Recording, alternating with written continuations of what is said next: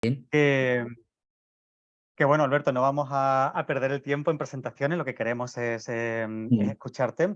Y bueno, como sabes, hemos leído Arte es propaganda. Y oye, cuéntanos un poquito en qué momento decides escribir este ensayo y cuál es la chispa que te hace a Mm. ti decir, oye, Mm. quiero reflexionar, quiero ahondar en esta relación Sí. entre el arte y el poder o entre el arte y la propaganda. Mm. Bueno, lo primero, daros las gracias porque para mí es un placer, la verdad, es compartir un rato con gente que ha leído los textos y que además voy a contar que tiene mucho que relación con el origen del texto, tiene relación también con esto de los grupos de lectura y demás. Ahora os lo comento, ¿no? Pero bueno, lo primero, daros las gracias porque siempre es un placer, ¿no? Cuando uno escribe, ver cómo se lee y cómo se lee sobre todo el ensayo, lo que es un género un poco extraño y sobre todo un ensayo como este, ¿no? Por eso que muchas gracias por la invitación y por la lectura. Digo esto porque el origen del texto tiene que ver con diálogos y debates con mis estudiantes en la Facultad de Bellas Artes. Por eso tiene también esa estructura, a veces un poco irónica, a veces un poco juguetona, a veces densa también, ¿no? Juego estos niveles, ¿no? Porque tenemos un seminario dentro de la Facultad de Bellas Artes en el que hablamos de cuestiones más vinculadas a la teoría del arte desde el punto de vista de la filosofía, es decir, pensamiento de la expulsión de los artistas por Platón en la República, ese tipo de cosas, ¿no? Y en un momento, pues algunos estudiantes dicen, bueno, ¿y cómo pensamos el concepto de propaganda? ¿No? Porque salió a partir de aquello de Platón, salió, ¿no? Entonces, bueno, si habéis leído el texto, veréis que tiene un poco este juego también de diálogo, Sí. porque tiene parte de este elemento también docente, ¿no? De pensar la propaganda en muchas vertientes y algunas de las ideas que están en el libro surgen de esos diálogos con los estudiantes, ¿no? Con la gente que está formándose, y creo que de alguna forma se deja de traslucir también en el texto, está formándose para ser artista, o está, Ya. es un proceso que también piensan los propios estudiantes, y dentro de una facultad como Bellas Artes, que es una facultad pues con sus características y sus peculiaridades dentro de la Universidad Española, claro, hay no solo posiciones políticas, que uno sea más de un lado, de otro, o lo que fuera, sino posiciones de clase, ¿no? Es decir, no es lo mismo el estudiante, y eso un poco está detrás también del juego de propaganda, ¿no? No es lo mismo el estudiante que sus padres, por ejemplo, que no es una crítica ni mucho menos, ¿no?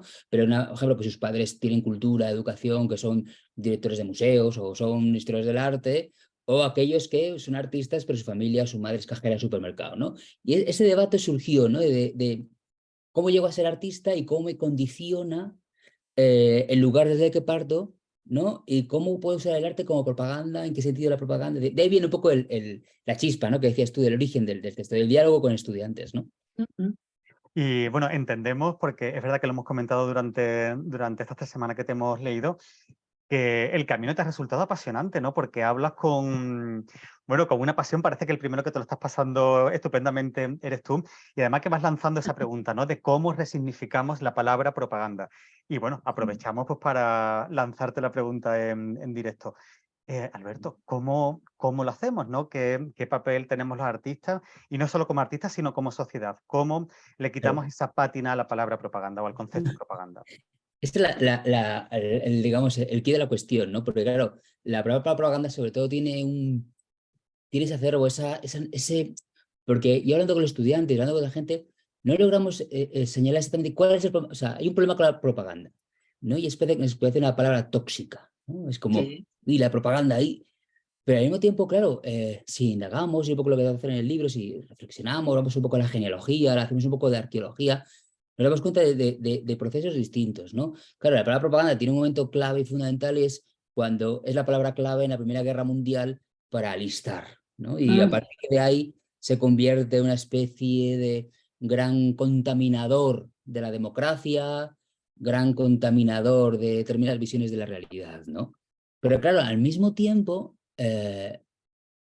la función original de la propaganda, que era un poco la forma en la cual podemos verter, que no es nada malo ni es nada problemático, verter ideas que consideramos positivas o que consideramos que pueden generar espacios de reflexión, la hemos transformado en ideas como comunicación, información, pero en el fondo el constructo básico es la misma estructura de la propaganda, es propagar.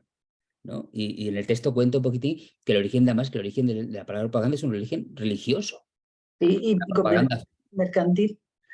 ¿no? Es la propaganda fide de los católicos frente al protestantismo, ¿no? Y de ahí viene la palabra propaganda, que era una situación que nos puede parecer más o menos, pero era una situación pues que desde entonces hasta ahora es muy particular de Occidente, es decir, es un choque de visiones del mundo. En el fondo la propaganda es cómo o cómo se puede generar hegemonía, cómo se puede construir visiones del mundo, y la propaganda es una herramienta. ¿Qué pasa? Que la propia palabra propaganda pues, ha parecido muy intoxicada, pero evidentemente nuestro día a día está lleno y más cuando nos acercamos a procesos electorales y momentos de cambio, pues la propaganda es un instrumento fundamental.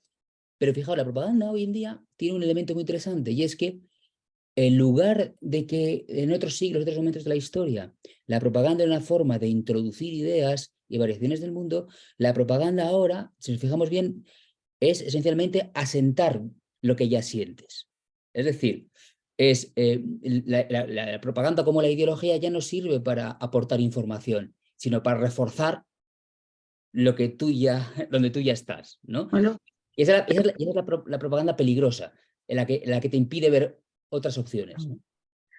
Bueno, esto está, y ahora Victoria te doy la palabra, esto está además... sí, no, es que según lo que estás diciendo, tú asientas lo que tú filtras, porque hay un problema selectivo en los mensajes que te llegan. Claro.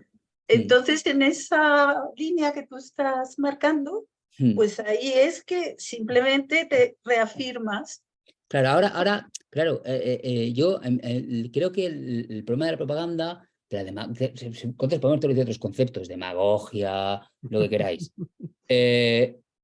Claro, el problema está en que el problema o lo que me interesa del concepto de propaganda es la capacidad que puede tener la propaganda, que tuvo la propaganda, y que en cierto sentido tiene la propaganda en el siglo XIX, por ejemplo, cuando se hacían manifiestos, cuando se buscaba, vamos a buscar formas alternativas Y alternativas. de construir la realidad. Lo que ha sucedido con la propaganda es que al vaciarse de significado, se ha convertido en el fondo en un instrumento que sirve para asentar lo que yo ya creo y como para reforzar lo que yo ya creo, ¿no? Y ese cambio yo creo que es un territorio en el que el arte, y es un poco lo que tengo que contar en el libro, puede tener mucho, o sea, a veces nos olvidamos la potencia transformadora que tiene el arte en muchos niveles. El arte no va a cambiar la realidad, el arte no va a transformar la realidad, pero sí que el arte nos sirve para dos cosas. Una, para poder introducir determinadas visiones de la sensibilidad distintas, aunque sean pequeñas, pero también nos sirve para una cosa muy interesante el arte, es para saber hacia dónde van las cosas. Hay una metáfora muy bonita de Ortega y Gasset, que Ortega y Gasset decía que el arte es como el humo de las chimeneas, ¿no? Gasset, al salir de casa, bueno, estamos en los años 20 del siglo pasado, uno, para saber la dirección del viento, miraba el humo de la chimenea, ¿no? Pues decía que el arte es como el humo de la chimenea, ¿no? Para saber un poco hacia dónde van las transformaciones sociales. ¿Qué sucede? Evidentemente, que el cambio entre Ortega y nosotros es que el arte está mucho más mercantilizado que hoy en día, está mucho más atado. Entonces, es mucho más difícil percibir qué obras de arte nos permiten observar la sensibilidad de una época, ¿no? Y creo que el instrumento fundamental y la propaganda fundamental de una obra de arte, desde mi punto de vista, sería esa capacidad de señalarnos la sensibilidad de una época y los posibles cambios de la forma de sentir de una época, ¿no? De hecho, Alberto, como receptores, parece que en la sociedad actual, en pleno siglo XXI, nos hemos convencido de que ningún producto artístico es propagandístico, de que como receptores nos presumimos y nos enorgullecemos de no dejar que nos la cuelen, ¿no? De decimos, no, el arte ha conseguido ser independiente y no tiene ningún peso propagandístico. ¿Esto por qué nos hemos autoconvencido de esto y por qué estamos tan ciegos? Mira, eso es una cuestión muy importante. Es que es uno de los ejes fundamentales siempre del debate con los estudiantes, que tiene que ver mucho con el origen de este texto, ¿no? Y es el modo en el cómo hemos construido nuestras dinámicas relacionales con el arte, ¿no? Hace 200 años, a ningún artista se le escapaba la relación que tenía el arte con la política, con la sociedad. La sociedad más. Un renacentista, sí, pensemos una cosa más concreta. Ni Velázquez, ni Miguel Ángel, ni Tiziano se consideraron a sí mismos artistas. porque no existía el concepto de arte que tenemos hoy en día. El concepto de arte que tenemos hoy en día se construye entre el siglo XVIII y el siglo XIX, es decir, no existían museos. ¿Cómo va a haber arte si no había ni museos? O sea, no había museos, no había galerías, no había, no había concepto de artista moderno. El concepto de artista moderno nace en las transformaciones vinculadas al capitalismo a partir del siglo XVIII. El que se construye, la burguesía capitalista construye un mundo paralelo al mundo de la economía, que es el mundo del arte. Y ese mundo del arte es un mundo maravilloso, que no está, es puro, no está intoxicado por la política ni por la sociedad, y es el lugar en el que la burguesía se consuela del mundo del trabajo, ¿no? Es decir, si nos fijamos en el Renacimiento, en Giotto, en un montón de pintores, es decir, que trabajaban, eran el mundo del gremio que se destruye con el capitalismo, transforma las dinámicas de relación con las obras de arte.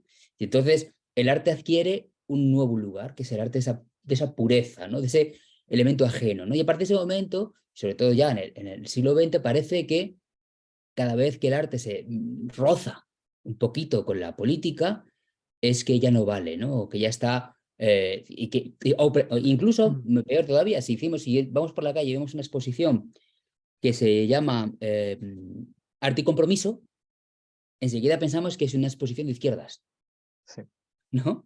Hemos construido estructuras, ¿no? Dinámicas, ¿no? Y no nos damos cuenta, que es lo que encuentro en el libro, que hay una forma desde el modelo conservador o de derecha, si queremos para decirlo más llanamente, que ha utilizado el arte como vía para refrendar su propia situación en el mundo, ¿no? Que lo que ha hecho es utilizar el arte vaciándolo de sus componentes críticos, de sus componentes políticos, y ofreciéndonos como un disfrute, ¿no? Por ejemplo, estoy pensando, si ahora salimos a la calle y vemos, no sé, una publicidad del Banco Santander, ¿vale? Que ponga la imaginación al poder. No nos extrañaría, nos parecería hasta lógico. ¿Qué ha pasado para que esa expresión, la imaginación al poder, que era un eslogan radical de los años 60, de los situacionistas, los años 60, político, oposicional, en 50, 60 años se haya transformado en un eslogan de un banco, ¿no? Eso es propaganda. Eso es propaganda. ¿Vale? Lo que ha hecho digamos, el neoliberalismo es tomar conceptos, vaciarlos de componentes críticos y vomitárnoslo, por decirlo así de un modo vulgar, para que utilicemos ese nuevo lenguaje. Eso es una propaganda, ¿vale? Es un proceso de propaganda. Invisible, propaganda invisible, pero es así, ¿no? Entonces, las relaciones entre arte y política, por ejemplo, la obsesión que tienen todos los bancos, todas las grandes estructuras institucionales neoliberales con respecto a la creatividad, ¿no? Ahora todo es creatividad, ¿no? Y va el niño al museo, va mi hijo el sábado por la mañana al museo, se mancha las manos, ¿no? Con pintura, y decimos que ha hecho una actividad creativa. No, ojo, no ha hecho una actividad creativa, se ha manchado las manos. Es distinto. ¿Vale? Es decir, el modo en el que los conceptos que antiguamente tenían un sentido oposicional vinculado a la transformación crítica van cambiando. También hay detalles interesantes. Pensad que la palabra creatividad aparece en la RAE, en la Academia de Lengua, en 1984. O sea, que pensamos que la creatividad es un concepto. Es decir, una cosa que es interesante también es pensar la historicidad de cada concepto, de cada visión de la realidad, etc. Bueno, que me estoy un poco liando. La cosa está en el modo en el que se ha construido una visión del arte en la que el arte no tiene que polemizar, o si polemiza es dentro de una estructura muy marcada. Esto ha llegado a momentos paradójicos en los que el artista se ha amoldado a esta situación en la cual no hay que ser demasiado politizado, no hay que introducir elementos críticos o ajustarse a la crítica, y hay momentos paradójicos en los cuales la institución o los museos han ido por delante de los artistas. Es decir, hay museos que son más radicales que los artistas. ¿Por qué? Porque el radicalismo vende más que otros, ¿no? Es decir, hay elementos muy, muy curiosos en las dinámicas del arte contemporáneo en las que los artistas se han quedado relegados, por decirlo así. Y yo creo que yo lo que proponía en el texto es la necesidad de que los artistas se planteen, es un poco lo que, pero digo que este texto tiene que ver con mis estudiantes, se planteen su lugar. ¿Cuál es el lugar del artista en el momento actual? ¿Y qué puede aportar el artista en el momento actual? ¿Y cómo se puede vincular con la sociedad en el momento actual? ¿Vale? Otra cosa, evidentemente, que yo también critico es si un artista hace obras de arte vinculadas a una cuestión de un partido político porque quiere un puesto político. No estoy hablando de esa propaganda, no estoy hablando de un momento de propaganda o de, que se llama más bien un partidismo, que bueno, que también es lícito si alguien quiere. Yo me refiero a el modo en el que el artista se plantea qué ideas quiere propagar y cómo esas ideas se vinculan con la sociedad y qué puede aportar a la sociedad y qué vínculo se puede hacer con la sociedad, ¿no? Que es una cuestión que se plantea desde la antigüedad, desde los griegos, es decir, qué relación, sí, cómo se vinculan estos elementos, ¿no? Perdón que me enrollo hablando. No, es interesantísimo y Alberto, estamos aquí para escucharte. Oye, hablas de este artista que tiene que repensar cuál es su lugar en el siglo XXI y los receptores, los que nos ponemos frente a la obra artística, también tenemos que repensar algo, tenemos que reinventar esa relación con el arte. Claro, ahí es un eje doble, ¿no? Es decir, el modo en el que el arte cambia siempre está vinculado al cambio social. Es decir, lo que ha contado ahora, ¿no? Es decir, el arte es un comportamiento social, el arte. Que al ser un comportamiento social y una comunicación social, está estrechamente relacionado con las dinámicas sociales. Es decir, no se puede separar. Es decir, dicho de otra forma, ¿por qué el cubismo nace en 1908 y no nace en 1820? ¿No? Porque se dan unos condicionamientos sociales, históricos, políticos, económicos que Científico. permiten que eso se dé. Pero al mismo tiempo, esto va en coalición con una serie de nuevos espectadores que van surgiendo y van entrando en las nuevas dinámicas del cambio social, ¿no? Que aquí hay muchas anécdotas que se pueden contar, ¿no? Pero, por ejemplo, el dadaísmo, ¿no? Irrumpe siendo antiarte y cómo luego se vincula, cómo genera espectadores, ¿no? Es decir, esas relaciones que ahí entra también el mercado. Yo me pongo el ejemplo de por qué el cubismo triunfa tan rápido, ¿no? Y hay una historia económica muy curiosa y es cómo los coleccionistas de finales del 19 cuando pudieron comprar obras de los impresionistas franceses a precios muy bajos, no lo compraron, porque lo veían extraño todavía, no estaban dentro de un contexto social. Entonces, cuando a principios del siglo XX se hace la primera gran retrospectiva del impresionismo, esos compradores ya no podían comprar. O sea, imaginaos que podían haber comprado un Manet por 1.000 y ahora costaba 1.000.000, ¿no? ¿Qué pasó? En cuanto apareció el cubismo, esos mismos compradores actuaron rápidamente, compraron rápidamente cubismo, jugaron el riesgo en el mercado, ¿no? Y el cubismo empezó a crecer dentro del mercado y dentro de la oferta y la demanda, ¿no? Sí, esas dinámicas también condicionan las transformaciones del arte. Se nos olvida, ¿no? Pensamos que los artistas son hongos que nacen y que viven fuera de la sociedad, pero están condicionados por las transformaciones económicas, las dinámicas sociales, las dinámicas culturales. Es decir, gran parte del éxito del cubismo nace de esos compradores que rápidamente generan un mercado que no existía, que era el mercado para la vanguardia, ¿no? Y ese mercado condiciona las formas de pintar y condiciona muchos elementos. ¿Por qué los dadaístas critican luego a los cubistas? Por esto, precisamente. Entonces, ¿qué hacen los dadaístas? Pues dicen, vamos a hacer arte efímero que no se pueda comprar ni vender, ¿no? Para que no nos pase como a estos. Pero ¿qué pasa? Que con el tiempo los dadaístas se resitúan, es decir, la historia va constantemente, es una dinámica constante. Entonces, en ocasiones pensamos que Velázquez, Warhol, parece que están todos, que forman parte del mismo cubo, ¿no? No, forman parte de cada uno de su contexto. O sea, cuando dice, ¿qué es mejor, Velázquez o Warhol? Pues, No tiene sentido. primero dependerá de tus gustos, de lo que sea, pero no se pueden comparar en la misma línea temporal, ¿no? No se pueden comparar en el mismo contexto porque son hijos de su tiempo. Hay una frase muy bonita de Schiller, del filósofo alemán Friedrich Schiller, que decía, todo artista es hijo de su tiempo, pero hay de él como se convierta en su discípulo. Es decir, todos somos hijos en el tiempo, pero no podemos estar sometidos a nuestro tiempo, ¿no? Tenemos que saber mirar más allá, más atrás, movernos y no estar sometidos al juicio de nuestra época, ¿no? Pues yo creo que los grandes artistas, y por eso hablamos de ellos, juegan con estas dos miradas, ¿no? Somos hijos de nuestro tiempo y al mismo tiempo miramos hacia atrás y hacia adelante, ¿no? Y creo que en función de eso debemos juzgarles o debemos pensarles y sentirlos, porque esto también va de sentir, obviamente. Alberto, en un momento como el actual, especialmente sensible con todo este movimiento de lo políticamente correcto, de la censura y la autocensura, ¿esto condiciona también esta relación de la sociedad con el arte? Si le exigimos al arte que sea mucho menos molesto, que sea completamente aséptico, entramos en esa corriente de que nada nos moleste ni nada moleste a nadie. Claro, ahí es una de las claves. Claro, fijaos, el texto que tenéis, creo que se publicó en 2016, 2017, ¿no? Lo que ha cambiado todo esto. Es que yo, alguna vez que trabajando esto con estudiantes, me he dado cuenta de cómo, ¿no? Porque en el texto no aparecen esas cuestiones, ¿no? Es una cuestión que más de los últimos años, ¿no? Pero sí que es determinante y muy importante. Es decir, y es una de las cuestiones que está viciando también las propias prácticas artísticas de los jóvenes artistas, ¿no?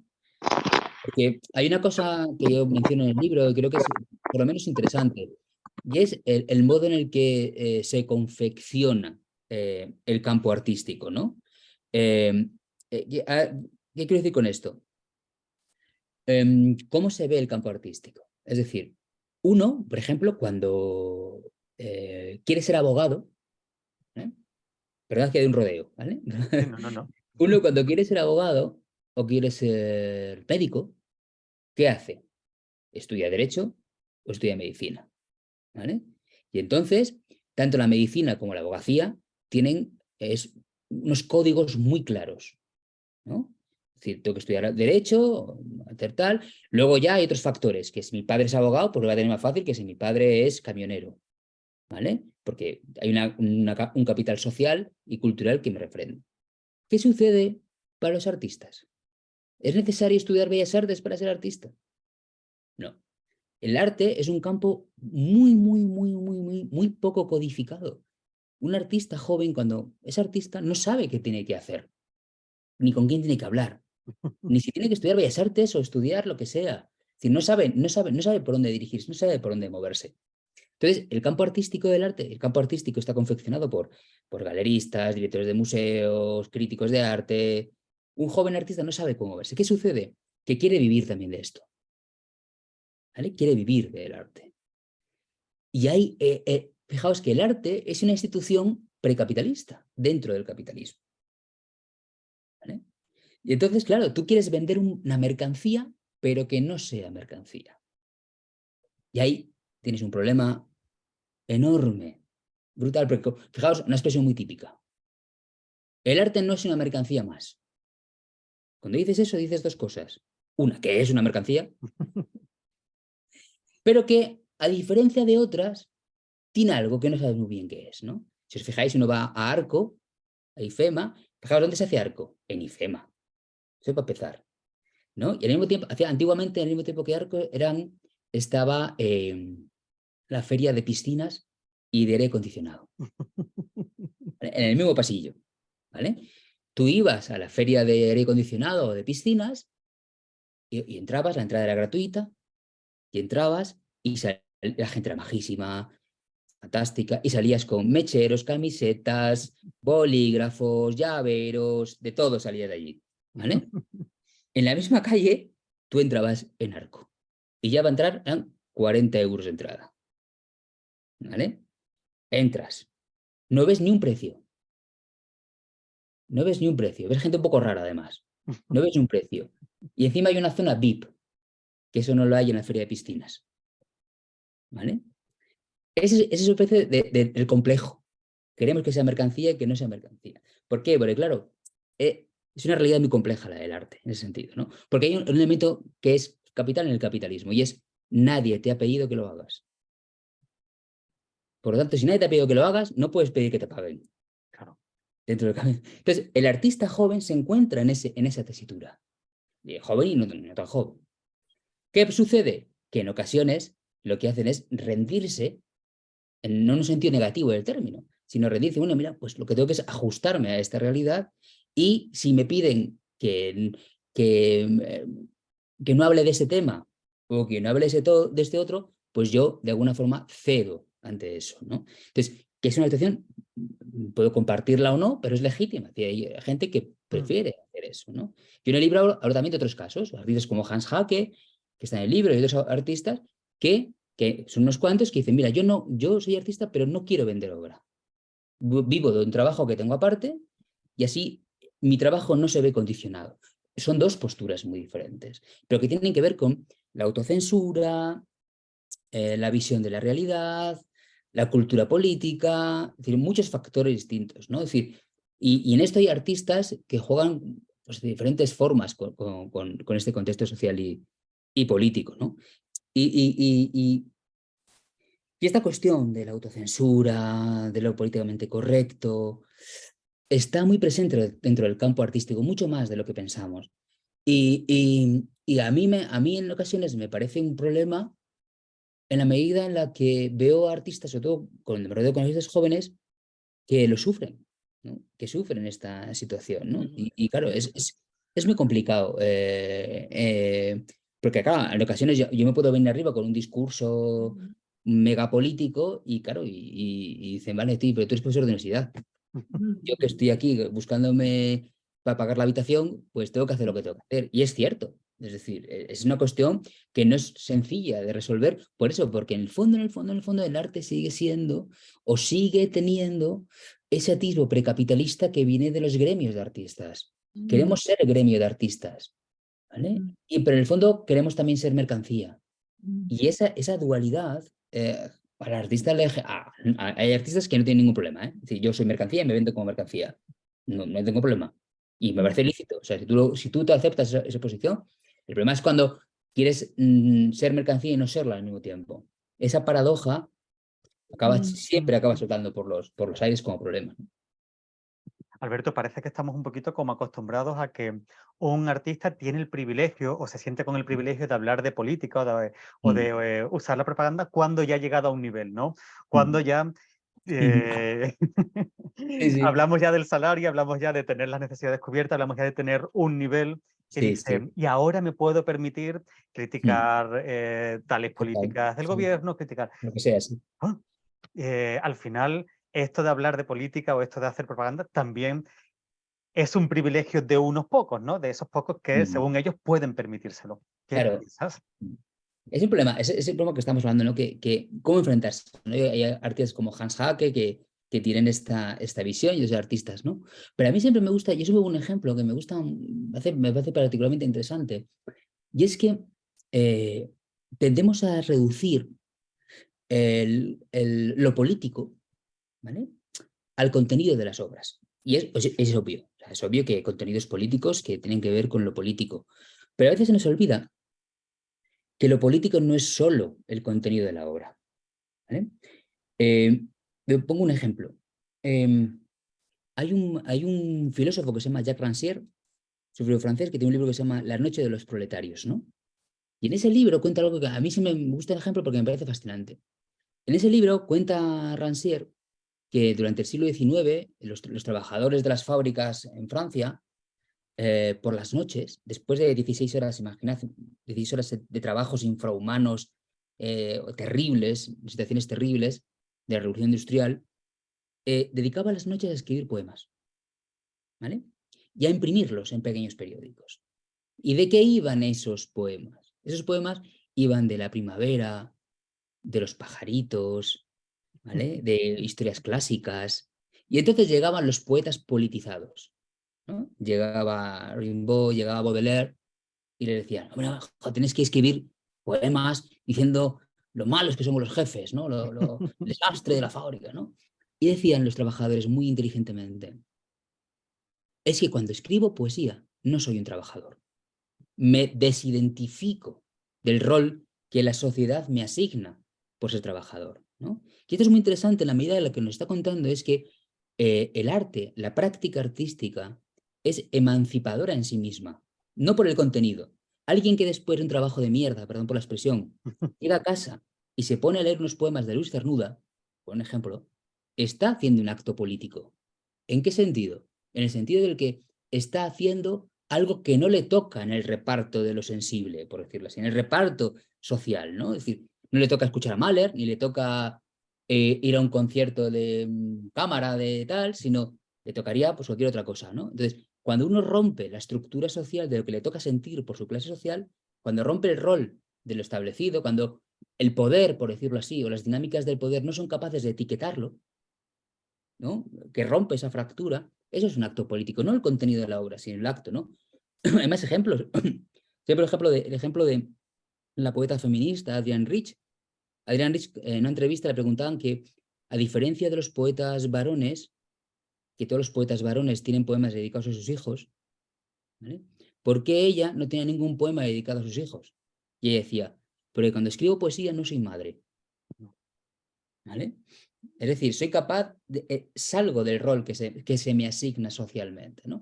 Pues eso me parece muy interesante que en ocasiones cuando hablamos de política, de propaganda, de política, pensamos en el contenido de las obras, que lógicamente es importante el contenido de las obras, no digo que no lo estoy negando, pero sí que en ocasiones se nos olvida la propia potencia transformadora que tiene el acto del arte artístico. Es decir, cuando una persona después de trabajar de reponedor en el supermercado se va a casa y se pone a tocar la guitarra o a escuchar Stravinsky, está haciendo inconscientemente una acción política, ¿no?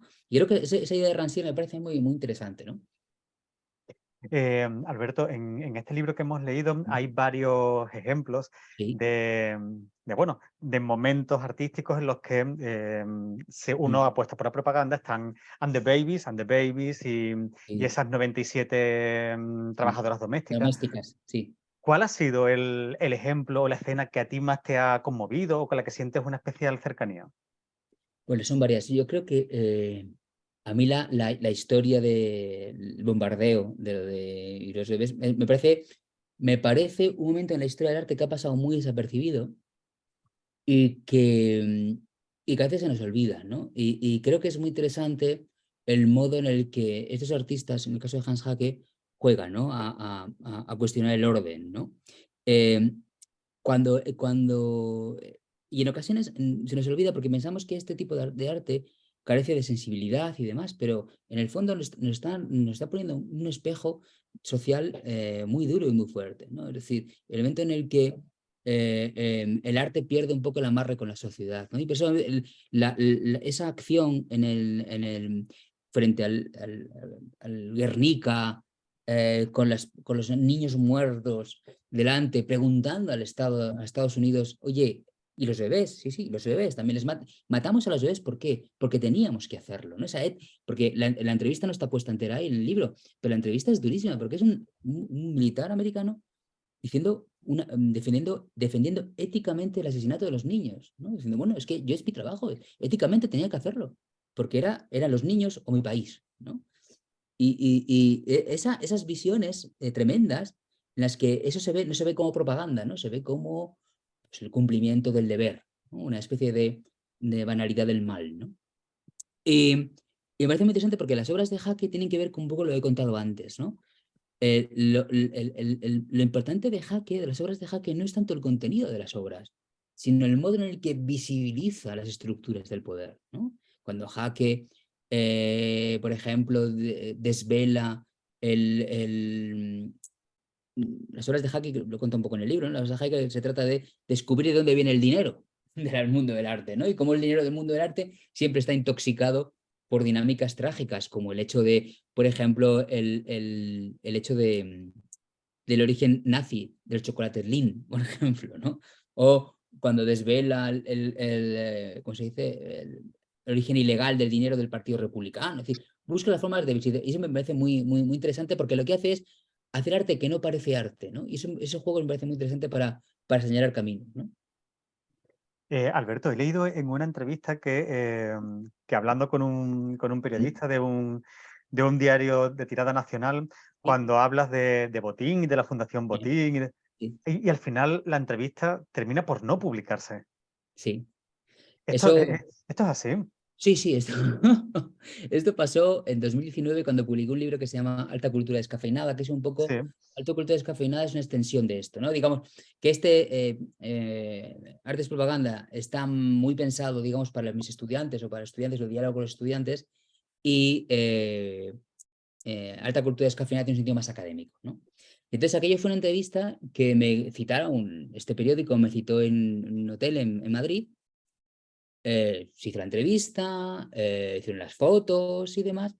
Y en esa entrevista tampoco decía nada del mundo, simplemente decía que como lo he contado aquí al principio, es decir, las formas de actuar de lo que las grandes instituciones bancarias han utilizado el arte como una forma de parapetarse por la cual se nos olvida que son grandes bancos y con grandes problemas sociales. Es decir, por ejemplo, pensamos que la Caixa, que da muchas becas de arte, o que financia la Feria del Libro de Madrid, no es la misma Caixa que desahucia y deja en la calle a miles de personas al año. Hacemos como una especie de esquizofrenia por la cual deslindamos, y no, son la misma, son la misma. Entonces yo contaba eso en la entrevista. Y la sorpresa fue que recibí luego el mensaje de que no se había permitido la publicación de la entrevista en este diario de tirada nacional porque estaban incómodos con la cuestión del Banco Santander. Lo cual me sorprendió porque en realidad no hubiera pasado nada. Es decir, lo único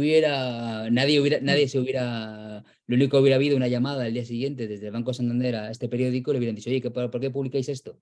Y ahí se quedaría, supongo. Pero bueno, me llamó la atención que en pleno 2019 pasaran estas cuestiones de censura, ¿no? Que es muy curioso, porque se habla mucho de la cultura de cancelación, pero yo siempre he tenido problemas con los diarios y con posiciones más hacia conservadoras. Es decir, es muy curioso. Bueno, sería para otro, pero nunca ha sido tan censurado como ha sido censurado Hans Haacke, que es el artista más censurado, yo creo, de los últimos 50 años. Alberto, bueno, que tampoco te queremos quitar más No, tiempo tranquilo, por no tengo ir terminando. Hablas de un concepto además interesantísimo y hablas además, dices que es uno de los grandes males de la sociedad actual y de los grandes males de la cultura, que es el consenso. Acostumbrados a hablar, a escuchar en la tele y en los periódicos Sí. eso de hay que llegar al consenso, el consenso es lo que buscamos todos, y tú, bueno, rompes una lanza diciendo que es uno de los grandes males de la Sí. actualidad. Háblanos un poquito del consenso. Precisamente por lo que contaba antes del reparto de lo sensible, de lo que contaba de los anchos proletarios, ¿no? ¿Por qué? Porque el consenso al final es un arma. No siempre, evidentemente. Me hablo de consenso en un sentido más político, el término, en un sentido amplio, ¿no? No sé, el consenso con mi pareja para qué comemos hoy, no me refiero a ese tipo de consensos, ¿no? Me refiero a la idea de que cuando en las estructuras sociales el consenso siempre es algo que es reclamado por aquellos que tienen el poder para imponer su visión de la realidad. Cuando es un falso consenso, ¿no? Es decir, es como cuando, por ejemplo, los que más defienden la libertad de expresión son aquellos que más se pueden expresar y que tienen los medios de comunicación para expresarse. Es decir, fijaos, cuando hay luchas laborales, cuando hay luchas sindicales o luchas por los derechos del trabajador, solo aparecen en la televisión cuando queman containers. Entonces, se les escucha o se les visibiliza, pero todo lo anterior no aparece, ¿no? Entonces se dice, coartan la libertad de expresión. Dice, claro, ¿vale? Son estructuras en las cuales son muy tramposas, ¿no? Porque libertad de expresión es fundamental, pero en ocasiones se dirige a un modo también de aplacar otras formas de ver la realidad, ¿no? Es decir, me atacan, no, te atacan porque no has hecho caso y no estás escuchando una demanda social, ¿no? O, por ejemplo, cuando entendemos el consenso como eso, como una especie de vamos a dialogar, pero lo que yo digo es lo que vale. Tú dialogamos, ¿no? Vamos a llegar a un consenso, pero porque partimos de la ficción de que dos personas, tres, cuatro, seis personas que se ponen a hablar parten de una especie de horizontalidad. Todos somos iguales a la hora de dialogar y no es verdad. Hay gente que tiene una especie de siempre de ese poder social para desarrollar una especie o introducir una serie de dinámicas que permiten que una voz se escuche más que otra, ¿no? Y en ocasiones lo que necesitamos no son consensos, sino que el disenso sea también escuchado, ¿no? Sea también que penetre, ¿no? Es decir, porque los consensos son fáciles de estabilizar, ¿no? Y lo que cambia la sociedad son cuando se introducen disensos, ¿no? Cuando se introducen fracturas que pueden cuestionar el orden establecido. Para un lado y para otro es el problema también. Es decir, que no es una cosa... ¿vale? Entonces, me parece un concepto muy interesante y creo que el arte debería tener, o la práctica artística, es una práctica que puede orientarse hacia la generación de disensos. Y creo que el disenso es uno de los instrumentos más interesantes, y por eso Hans Haacke, Daniela Ortiz con 97 empleadas domésticas, Rogelio López Cuenca, muchos tíos introducen esta idea del disenso, ¿no? Es decir, dentro de una sociedad cerrada vamos a introducir un disenso, vamos a llamar un toque de atención, ¿no? Algo que parece lógico, estable, que no podemos, que pues tiene elementos que se pueden cuestionar, ¿no? Yo creo que me parece muy interesante la lógica del disenso como perspectiva para la creación artística. Alberto, hablas en el libro de este activismo cultural del que casi se ha apropiado la derecha, de cómo la derecha muchas veces ha ido casi por delante de Sí. los propios artistas. Uno, esto tiene visos de cambiar, y dos, ¿qué le pasa a la izquierda que no sabe, que va también muchas veces detrás y no sabe de Mira, qué va el juego, ¿no? sí, no sé si tiene visos de cambiar. De hecho, a ver, uno de los problemas fundamentales es que da igual derecha que izquierda, ¿vale? Me explico. Es decir, en este país, por ejemplo, nunca nos hemos, o desde el año 82, no ha habido un planteamiento de ¿para qué queremos museos? Yo cuando he estado en debates que me han llamado de diferentes partidos políticos, siempre he planteado esta cuestión. Ningún partido político se ha planteado ¿para qué queremos el Prado? Un museo nacional es un museo a través del cual se construye la historia de un país. Tiene un sentido narrativo, de conciencia social, histórica. Ahora, si queremos el museo para que sea un recurso turístico, vale, perfecto, admitamos lo que es para eso. ¿Vale? Es decir, los museos tienen que cumplir un papel dentro de la sociedad. No es solo un sitio para ver cuadros. Tiene también un sentido más complejo en la sociedad. No son burbujas en las que uno se mete, ¿no? Yo creo que eso por un lado. Yo creo que en cierto sentido la derecha desde hace mucho tiempo supo entender perfectamente que el arte es una herramienta fundamental de crear homogeneidad, de crear un relato compartido, y la mejor forma de hacerlo es aceptando lo que parece crítico. ¿Vale? Sí, eso es una cosa que en los años 70 y sobre todo a finales de los 70, principios de los 80, lo supo hacer perfectamente Margaret Thatcher, que es la gran dama de todo esto, ¿no? Margaret Thatcher tiene una expresión muy bonita, bueno, no, perdón, no es muy bonita, muy curiosa, que es cuando le preguntaron en el año 80, 81, le preguntaron que qué políticas económicas iba a hacer, y dijo, no, la economía es el medio, el objetivo es cambiar el alma. ¿Vale? El objetivo es cambiar el alma. ¿Vale? ¿Y cómo se cambia el alma? No con la economía exactamente, sino con la cultura. Y la idea es sentirte creativo. ¿Que quieres ser creativo? Pues el capitalismo te deja ser creativo. ¿Que quieres ser libre? El capitalismo es lo que te deja ser libre. ¿Vale? Esas dinámicas individualistas que se gestaron en los años 70 y que tienen que ver con cómo la derecha entendió el arte, ¿no? Si nos fijamos, el punk, que es una cuestión que en otro libro yo he estudiado, ¿no? El movimiento punk. El movimiento punk nace en los 70 en un sentido destructor, oposicional a todos los modelos capitalistas y el consumismo. ¿Vale? ¿Cuál fue la mejor forma que tuvo el neoliberalismo y la derecha de aplacar toda la fuerza de esa generación joven que se oponía al consumismo? No fue censurarles, no fue censurarles, fue todo lo contrario. Fue programarlos, reprogramarlos, programarlos, reprogramarlos, hasta vaciar su sentido, su mensaje de sentido. Entonces, el punk acabó en crestas e imperdibles. Banalizó el mensaje. Y es una táctica que la derecha ha sabido hacer mucho. Es decir, que queréis arte crítico, yo os pongo un museo de arte crítico. Que queréis, fijaos, cuanto más conservadora es una ciudad, más arte urbano tiene. ¿Por qué? Porque el arte urbano pasó de ser un graffiti en sentido crítico de tal a voy a poner paredes y a pedir permisos, y entonces controlo lo que se pinta y queda súper bonita y gentrifico la ciudad con mi arte urbano. ¿Vale? Es decir, son dinámicas de absorción. Yo, por ejemplo, tengo estudiantes que me vienen y me dicen, bueno, esto se está grabando, pero bueno, no pasa nada. Vienen y me dicen, quiero hacer unos grafitis. ¿Dónde tengo que ir al ayuntamiento a pedir permiso? ¿No? Claro, a mí me cabrea un montón eso, porque antes incluso de saber que van a pintar, están pidiendo permiso para pintar. Digo, no, os arriesgáis. Y si os pilla la poli, pues mira, os pilla. Pero quiero decir, si defiendes un mensaje, que es la forma del arte callejero, no puedes pensar que la mejor forma es que te admita el sistema, ¿no? Es decir, es una paradoja muy compleja, ¿no? Y yo creo que estas cuestiones son o me parecen particularmente interesantes, ¿no? El modo en el que la derecha ha asumido este rol, ¿no? De voy a subsumir todo aquello que me cuestiona. Y lo subsumo, lo asomo, le separo como si fuera una cinta de celofán, lo separo de su origen político y lo muestro.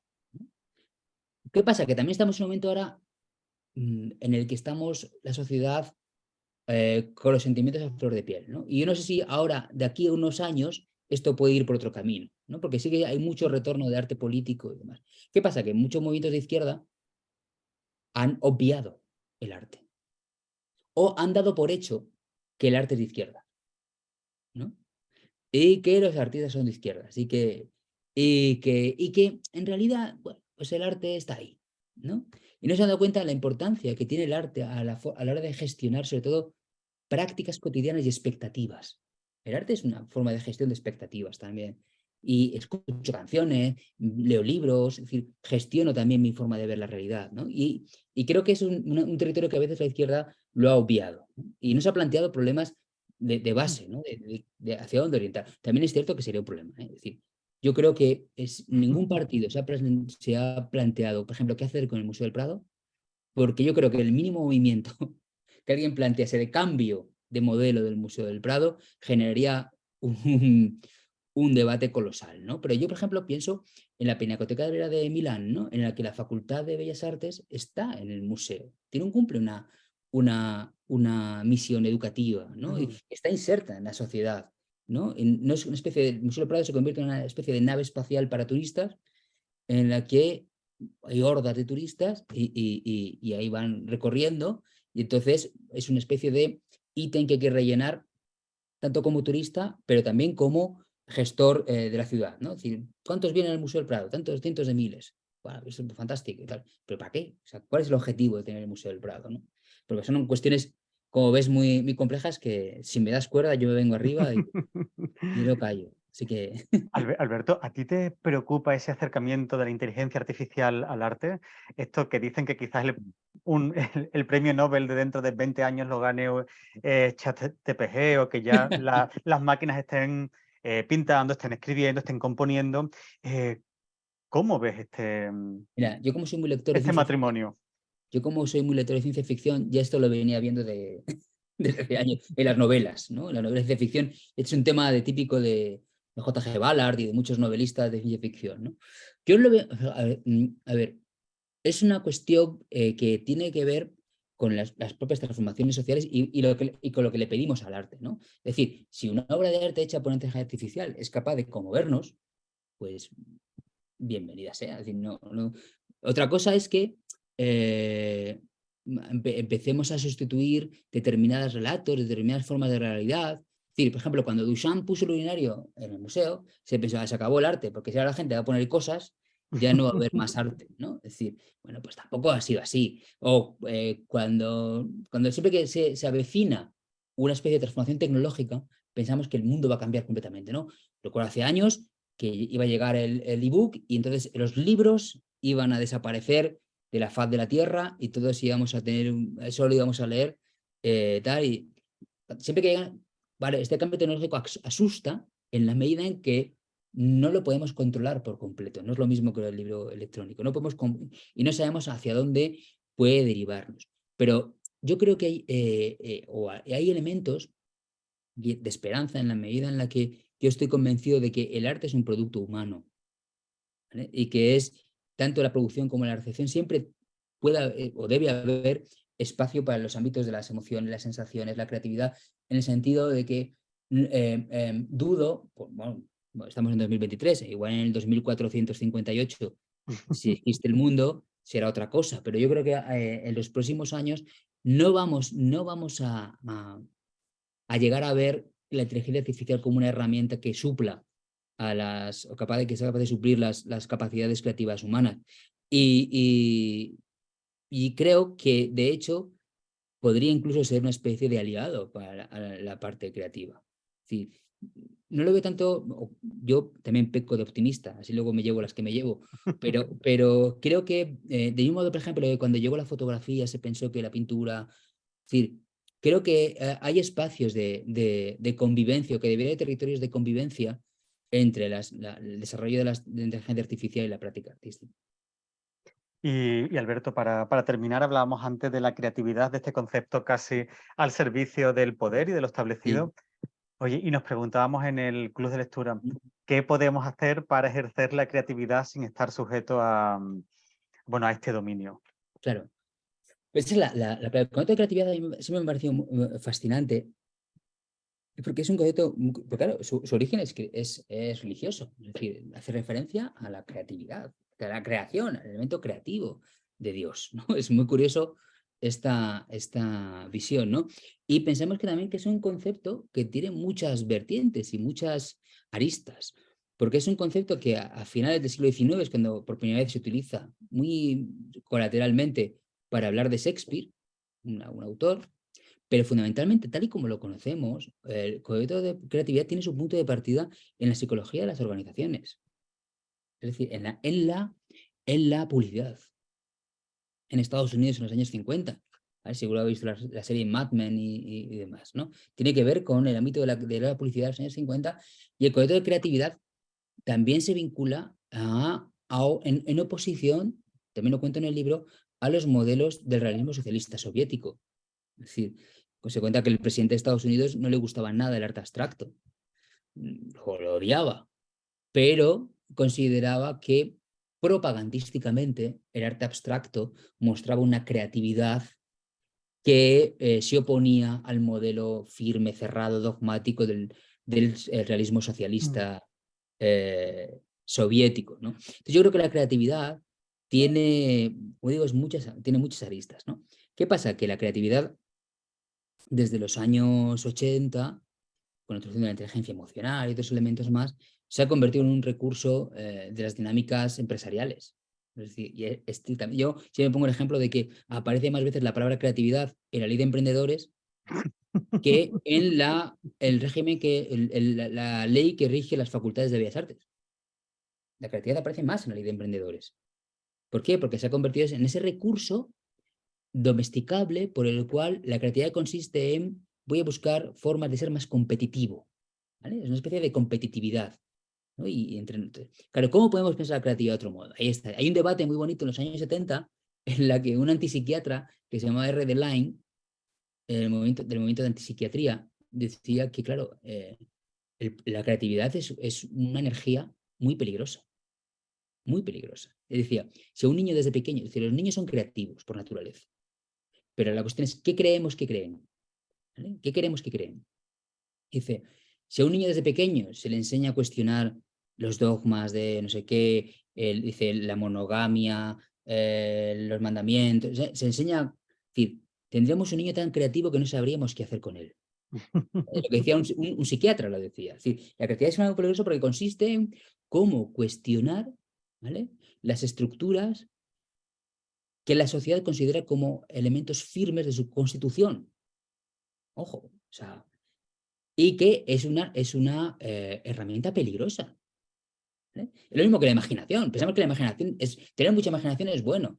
Dice, hombre, dice a Terry Egerton, un filósofo, decía, joder, pues mira que Himmler y Hitler tuvieron mucha imaginación para pensar en el exterminio de los judíos. A veces la imaginación, tener mucha imaginación no es bueno, ¿vale? Es decir, que la creatividad y la imaginación son potencias transformadoras muy potentes. Entonces, es como tener una energía nuclear capaz de transformar la sociedad, ¿no? Y que, ¿cómo ser creativos? Claro, la cuestión está en cómo se parcela la sociedad y cómo se constituye la sociedad, y cómo la sociedad constituye dinámicas cerradas. Yo también pongo el ejemplo de la Real Academia. Pensamos que la Real Academia de la Lengua es la DGT, ¿vale?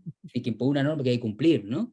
Entonces, no, es que básicamente muchas de las transformaciones en la literatura han venido a través de cuestionamientos de estructuras dadas por la Real Academia. Igual hay que cuestionar la mera estructura de la academia, ¿no? Es decir, había otro filósofo que decía, muy radical, que decía, yo es que como filósofo radical y como alguien muy de izquierda radical, estoy en contra del matrimonio entre personas del mismo sexo. Y decía, ¿y por qué? Dice, no es por homofobia, es porque con lo que hay que acabar es con el matrimonio,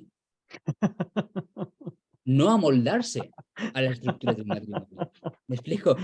Claro, eso es una práctica. O sea, cómo a veces asentamos en nuestro cerebro estructuras de poder que en el fondo asimilamos, ¿no? Es decir, y otro ejemplo clásico es, ¿no? Yo en mi facultad siempre digo como estudiante, en este campus hay miles de personas, pero no hay policía, no hace falta que haya policía, porque nos vigilamos. O sea, les pongo un ejemplo, yo en este aula cuando era estudiante fumaba como estudiante de los 90 y el profesor fumaba.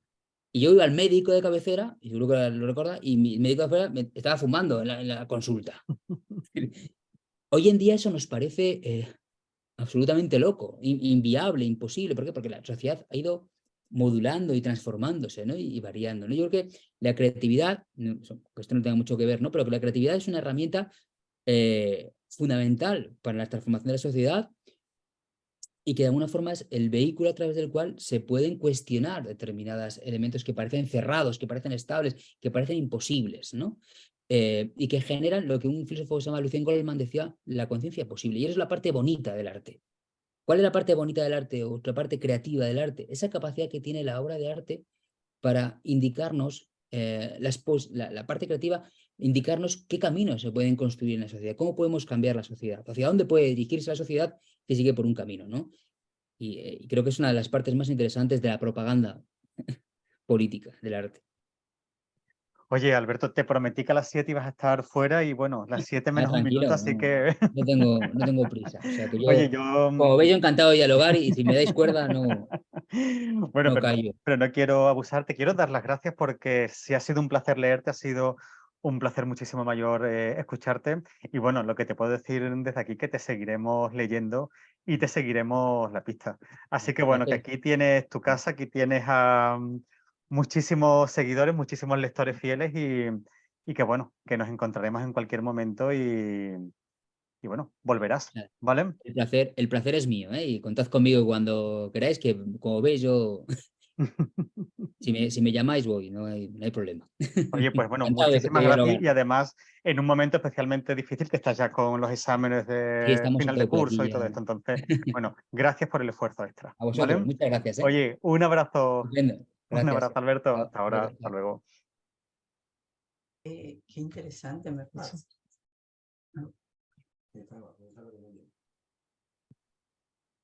No, no.